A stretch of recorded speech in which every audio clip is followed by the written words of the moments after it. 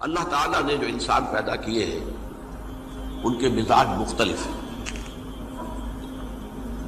ان میں کچھ لوگ ہوتے ہیں جو قوی ہوتے ہیں ارادے کے، جو فیصلہ کر لیا ڈٹ گئے. کچھ لوگوں میں وہ قوت ارادی اتنی مضبوط نہیں ہوتی، وہ ادھر ادھر سوچتے رہتے ہیں. کچھ لوگ جسمانی طور پر بہت توانا ہوتے ہیں، کچھ لوگ جسمانی طور پر پیدائشی طور پر کمزور ہوتے ہیں. تو اگر کوئی قوت ارادی کمزور رکھنے والا شخص ہے، وہ بھی تو اللہ کی تخلیق ہے، اللہ کا بندہ ہے، خطاؤں کا ظہور ہو جاتا ہے، توبہ کرتا ہے، پھر کچھ عرصے کے بعد پھر خطا کا ظہور ہو جاتا ہے، پھر توبہ کرتا ہے. تو ہم تو یہ سمجھیں گے کہ ایک حد کے بعد پھر اس کی توبہ قبول نہیں ہونی چاہیے. لیکن حدیث سنیے. وعن ابی ہریرہ رضی اللہ تعالی عنہ قال قال رسول اللہ صلی اللہ علیہ وسلم ان عبدا اذنب ذنبا، یقیناً ایک بندہ جو ہے وہ ایک گناہ کرتا ہے. فقال، پھر وہ کہتا ہے رب، اے میرے پروردگار، اذنبت فاغفر لی، مجھ سے گناہ ہو گیا ہے، مجھے معاف فرما دے. فقال ربہ، تو پروردگار یہ کہتا ہے اعلم عبدی ان لہ ربا یغفر الذنب ویأخذ بہ، میرا یہ بندہ یہ جانتا ہے کہ اس کا ایک رب ہے جو گناہ معاف بھی کر سکتا ہے اور سزا دے بھی سکتا ہے. کیا معنی ہوئے؟ گناہ اس نے کیا ہے لیکن جانتا ہے اللہ کو کہ وہ معاف بھی فرما سکتا ہے، تبھی تو وہ اللہ سے معافی کی درخواست کر رہا ہے. اس کے اس جاننے کی بنیاد پر، اس کے اس علم کی بنیاد پر، اس کے اس ایمان کی بنیاد پر فرمایا غفرت لعبدی، میں نے اپنے بندے کو معاف کر دیا. ثم مکث ما شاء اللہ، پھر وقت گزرا جتنا کہ اللہ نے چاہا. ثم اذنب ذنبا، پھر اس سے گناہ ہو گیا. فقال رب اذنبت ذنبا فاغفر، پھر کہتا ہے پروردگار مجھ سے گناہ ہو گیا، پھر مجھے معاف فرما دے. فقال ربہ، اللہ فرماتا ہے عالم عبدی ان لہ ربا یغفر الذنب ویأخذ بہ، میرا بندہ ہے نا جو جانتا ہے کہ اس کا ایک رب ہے، ایمان باللہ اس کے اندر ہے، تبھی تو پکار رہا ہے. اور یہ بھی جانتا ہے کہ وہ گناہ معاف بھی کر سکتا ہے اور چاہے تو پکڑ بھی سکتا ہے، سزا بھی دے سکتا ہے. تو فرمایا، اللہ تعالیٰ فرماتے ہیں میں نے فرمایا کہ میں نے معاف کر دیا. ثم مکث ما شاء اللہ، پھر ایک عرصہ گزرا اس کے بعد. ثم اذنب ذنبا، پھر اس نے گناہ کیا. قال رب اذنبت ذنبا آخر، اس نے کہا پروردگار میں نے تو پھر ایک اور گناہ کر دیا، فاغفر لی، مجھے بخش دے. فقال اعلم عبدی ان لہ ربا یغفر الذنب ویأخذ بہ، میرا بندہ جانتا ہے نا کہ اس کا ایک رب ہے جسے وہ پکار رہا ہے، کہ وہ جانتا ہے کہ اسے اختیار حاصل ہے کہ چاہے تو بخش دے اور چاہے تو پکڑ لے. اس کے اس علم، اس ایمان کی بنیاد پر میں نے اسے معاف کر دیا. ایک اور حدیث، میں نے چونکہ اس گفتگو کے لیے ان احادیث کا تفحص کیا ہے، یہ تو بہت ہیں حدیثیں، میں نے ان میں سے کچھ چنی ہیں. ہمارے بعض واعظ ناصح وہ بھی کسی شخص کو روکتے رہے، برائیوں سے روکتے رہے، نہیں رکتا تو کہیں غصے میں آ کے اللہ تجھے کبھی معاف نہیں کرے گا. یہ کتنا بڑا جرم ہے، اس کا اندازہ کیجئے اس حدیث سے. تم میرے بندے کو میری رحمت سے مایوس کر رہے ہیں، کتنا بڑا جرم ہے، اس کا اندازہ کیجئے.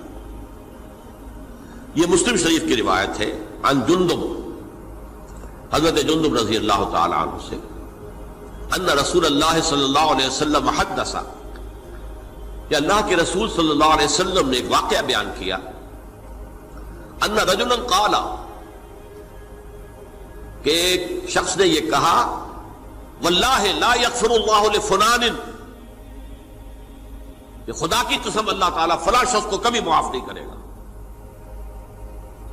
وَأَنَّ اللَّهَ تَعَالَى قَالَ، اس پر اللہ تعالیٰ نے یہ فرمایا منزل نزیت اللہ علیہ، یہ کون ہے جو میرے اوپر حکومت کرنے والا آ گیا، جو میری طرف سے حکم لگا رہا ہے کہ میں کبھی معاف نہیں کروں گا؟ منزل نزی، کون ہے وہ شخص؟ الذی اللہ علیہ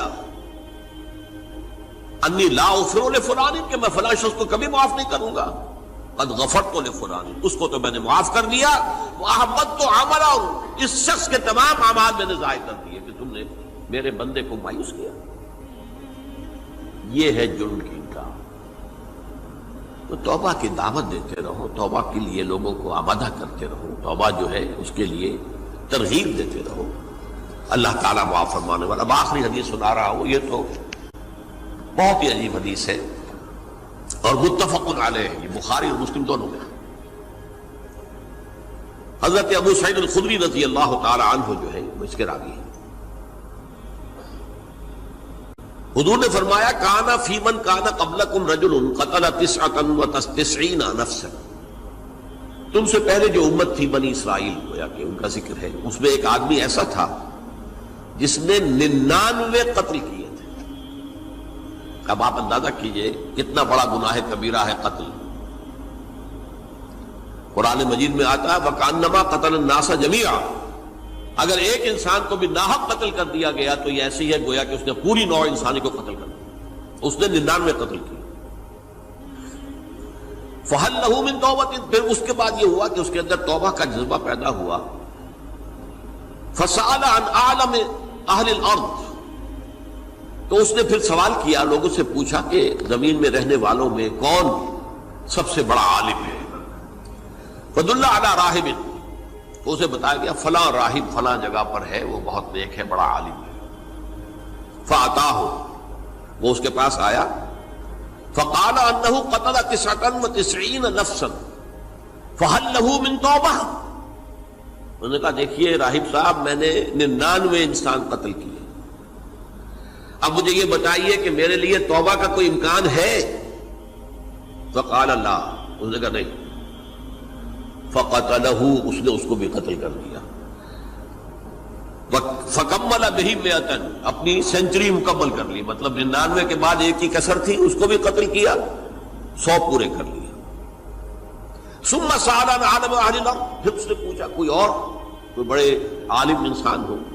فَدُلَّ عَلَى رَجُلٍ عَالِمٍ، پھر اس کی رہنمائی کی گئی ایک بڑے عالم شخص کی طرف۔ فَقَالَ إِنَّهُ قَتَلَ 100 نَفْسٍ، تو اس نے وہاں جا کر کہا کہ میں 100 انسان ہلاک کر چکا ہوں، قتل کر چکا ہوں۔ فَهَلْ لَهُ مِن تَوْبَةٍ، میرے لیے توبہ کا کوئی امکان ہے؟ فَقَالَ نَعَمْ، کہا کیوں نہیں، 100 قتل کیے تب بھی کیا ہے، توبہ کا راستہ دروازہ کھلا ہوا، مَا لَمْ يُغَرْغِرْ، جب تک کہ وہ گھنگرو نہیں بج رہا اس وقت تک تمہارے توبہ کا دروازہ کھلا ہوا ہے۔ فرمایا نعم، وَمَن يَحُولُ بَيْنَهُ وَبَيْنَ التَّوْبَةِ، تمہاری توبہ کے درمیان اور تمہارے درمیان کون حائل ہو سکتا ہے؟ توبہ کا دروازہ کھلا ہے۔ لیکن ساتھ ہی کہا انطلق الی ارض کذا و کذا، اب تم ایسے کرو جہاں تم رہتے ہو وہاں نہ جاؤ واپس، وہاں کا ماحول اچھا نہیں ہے، معاشرہ اچھا نہیں ہے، ہو سکتا ہے کہ تم توبہ پر قائم نہ رہ سکو، تم فلاں جگہ چلے جاؤ، وہاں اچھے لوگ آباد ہیں، ان میں جا کر رہو۔ فإن بها أناسا يعبدون اللہ تعالی، وہاں ایسے لوگ آباد ہیں جو اللہ کی بندگی کرتے ہیں۔ فاعبد اللہ معهم، تو تم ان کے ساتھ مل کر اللہ کی بندگی اور پرستش کرو۔ ولا ترجع الى ارضک، اپنی زمین کی طرف اپنے وطن میں واپس مت جاؤ۔ فانها ارض سوء، وہ بری جگہ ہے۔ فانطلقا، تو وہ چل پڑا، ہجرت کر رہا ہے، اس جگہ جا رہا ہے جہاں کا راہب نے بتایا تھا۔ حتی اذا نصف الطریق، جب آدھا راستہ اس نے پورا کر لیا، اتاہ الموت، موت آ گئی۔ فاختصمت فیہ ملائکۃ الرحمت و ملائکۃ العذاب،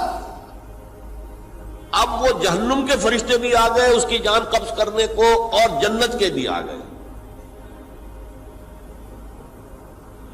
فقالت ملائکۃ الرحمہ، رحمت والے جو فرشتے ہیں جنت والے، انہوں نے کہا جا تائبا مقبلا بقلبہ للہ تعالی، یہ شخص توبہ کر کے اللہ تعالیٰ کی طرف ہجرت کر رہا تھا، اس لیے اس کی نیت کی بنیاد پر اب یہ جنتی ہے، لہذا اس کی روح ہم قبض کریں۔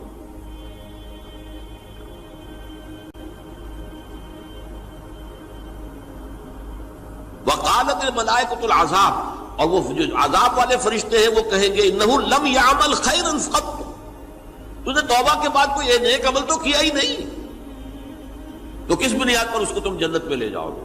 اس کو تو دوزخ میں جانا چاہیے۔